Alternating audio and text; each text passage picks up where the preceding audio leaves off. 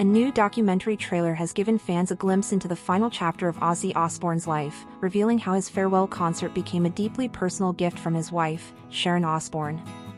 After years of declining health and a long battle with depression, the rock icon's last performance was carefully orchestrated by Sharon as a way to honor both her husband and the fans who stood by him for decades.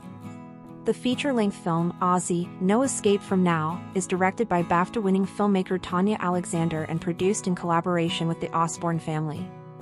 Scheduled for release on October 7 via Paramount+, the project explores the emotional and physical struggles Ozzy endured in his final years and the music that defined that period of his career.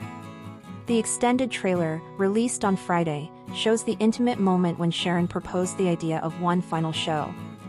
"What do you think? We do a big farewell show?" she asks her husband. Ozzy's response is simple yet heartfelt. "I want to say to my fans, thank you for the years." Soon after, Sharon confirms to him that July 5 would be the chosen date.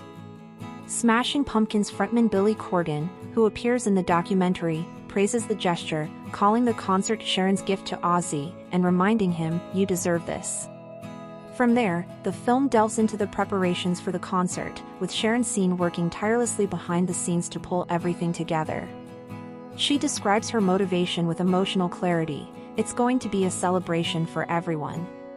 Fellow musician Chad Smith of the Red Hot Chili Peppers echoes this sentiment, commenting on the love and intent behind the event. "It's just beautiful, you know. The vibe of this thing and the intent is perfect." The trailer closes on a reflective note, with Ozzy himself stating his personal standard for the event: "It's got to be the best show in the world when I do it. Otherwise, what's the point doing it?" These words not only capture his perfectionism as a performer but also his enduring connection to his fans. Beyond the farewell show, the documentary offers a candid exploration of how chronic pain shaped Ozzy's mental health and influenced his art. Sharon recalls moments where his depression became overwhelming, explaining that he often asked what the point was in even getting out of bed. His physical pain, combined with the frustration of ongoing therapy, weighed heavily on him, sometimes making him resistant to treatment. A turning point came in 2019 with Ozzy's unexpected collaboration with Post Malone on the hit single Take What You Want. Orchestrated by daughter Kelly and producer Andrew Watt, the track was released in October of that year and proved to be a lifeline for Ozzy. Reflecting on the experience in the documentary, he calls it "the best medicine I ever had at that point," crediting the project with lifting him out of a dark period and inspiring him to keep making music. The film also chronicles the creation of his final two studio albums, Ordinary Man, 2020, and Patient No. 9, 2022. Both records are marked by reflection, vulnerability, and an awareness of his own mortality. Jack Osbourne, his son, suggests that Ordinary Man is less an Ozzy Osbourne album and more a John Osbourne album, referring to the man behind the stage persona. The songs, he explains, reveal his father processing his life, mortality, and struggles. Kelly Osbourne adds that she personally accompanied her father to the studio daily, where he would settle into a comfortable chair and, with Watt's guidance, let the music pour out. The documentary will also showcase Ozzy's resilience in returning to the stage against the odds.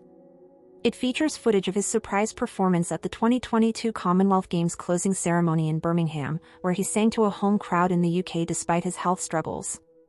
Additionally, the film offers an exclusive look at the soundcheck for his Rock and Roll Hall of Fame induction performance in October 2024, as well as preparations for his landmark Back to the Beginning show at Villa Park in Birmingham on July 5, 2025. Although the film was initially set for release while Ozzy was still alive, it now serves as a tribute following his passing on July 22, 2025.